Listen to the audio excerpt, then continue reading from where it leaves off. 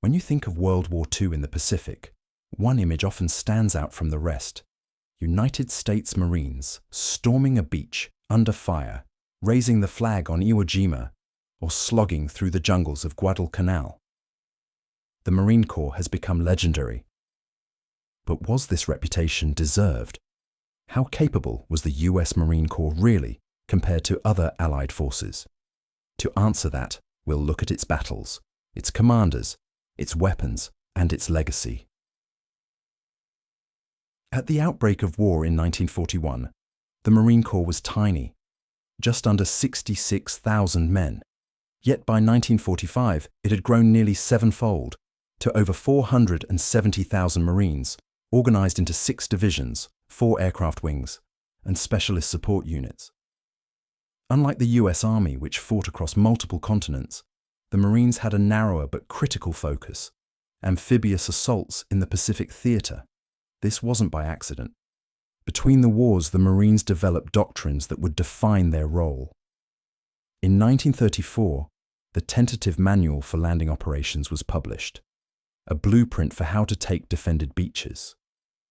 The Marines tested landing craft, rehearsed ship-to-shore operations, and experimented with combined arms tactics. When Japan struck Pearl Harbor, the Marines were the only force in the world trained for this mission.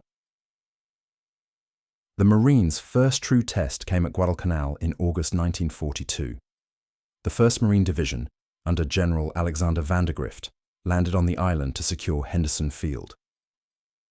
For 6 months, they endured jungle warfare, disease, and relentless Japanese counterattacks. At the Battle of Bloody Ridge in September, Major Merritt Edson's Marine Raiders and paratroopers fought off wave after wave of banzai charges. Edson himself directed fire from the front, earning the Medal of Honor. By February 1943, Guadalcanal was secure. The Marines had lost over 1,600 dead and nearly 5,000 wounded, but they had proven that Japan could be stopped. As General Vandergrift later said, Guadalcanal was our proving ground.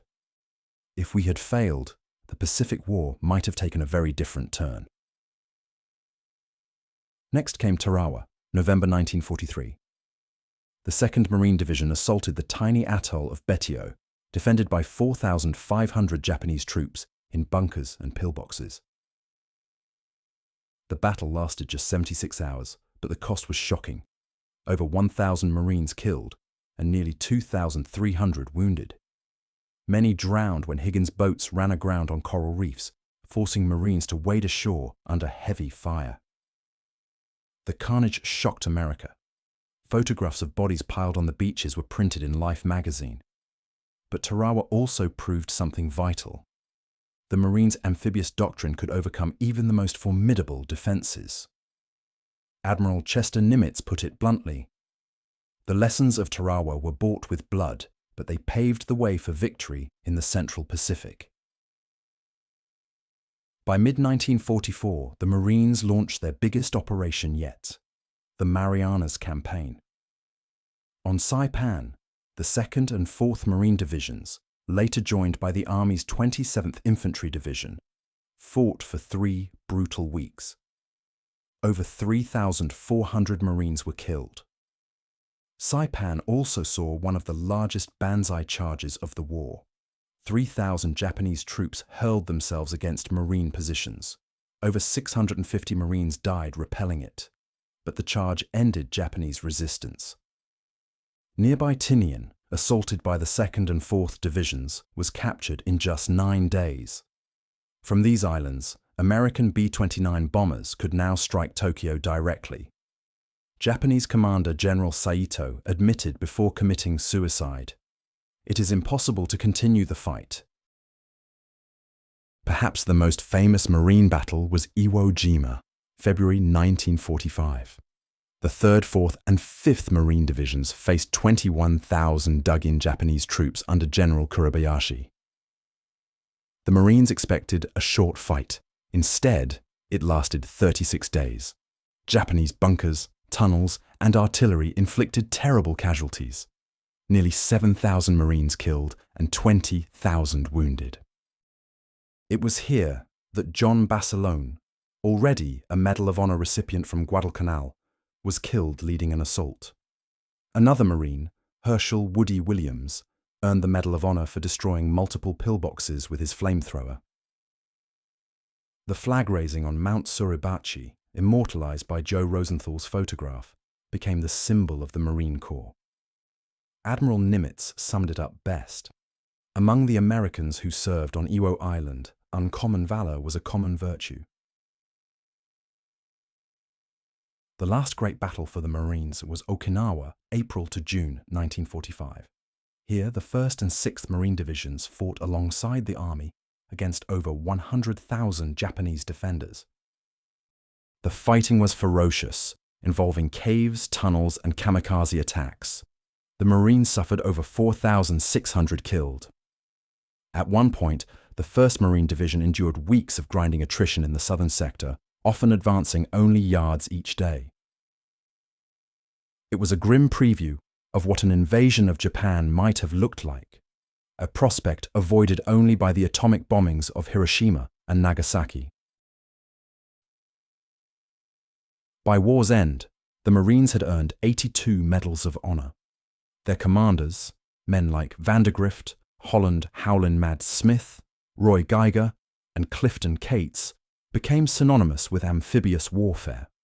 Their units, the Raider battalions, the Marine paratroopers, the Corsair squadrons of Marine aviation, added flexibility and striking power. The Marines' strengths were clear: aggressive training, doctrine tailored to amphibious assault, high morale, and an esprit de corps unmatched by many armies. They adapted quickly using flamethrowers, Shermans modified with flamethrower units, and close air support to crack Japanese defenses. But there were limits. Amphibious assaults were extraordinarily costly. Battles like Tarawa and Iwo Jima raised debates about whether such operations were worth the bloodshed. The Marine Corps was also dependent on the Navy and Army for some logistics, artillery, and manpower. Yet even their enemies respected them. General Kuribayashi of Iwo Jima wrote, "The enemy is strong and well equipped. They fight with courage and skill." By 1945, the USMC had transformed from a small expeditionary force into the most experienced amphibious assault force in the world. Its reputation was built on sacrifice. From Guadalcanal to Okinawa, Marines paid a heavy price, but they carved their place in history. When compared to other Allied forces, the United States Marine Corps stood out for its specialized focus. Unlike the British or Australian armies, which fought across multiple theaters, or the Canadian Army, which concentrated in Europe, the Marines' role was far narrower but executed with unmatched precision. In amphibious warfare, no other Allied force approached the level of doctrine, training, and execution the Marines displayed.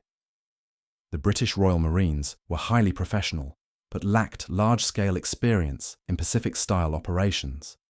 The Australian Army excelled in jungle warfare and small unit tactics, while the US Army carried the burden of large land campaigns in both Europe and the Pacific. Yet when it came to seizing fortified islands under fire, from Tarawa to Iwo Jima, the USMC became the world's foremost specialists.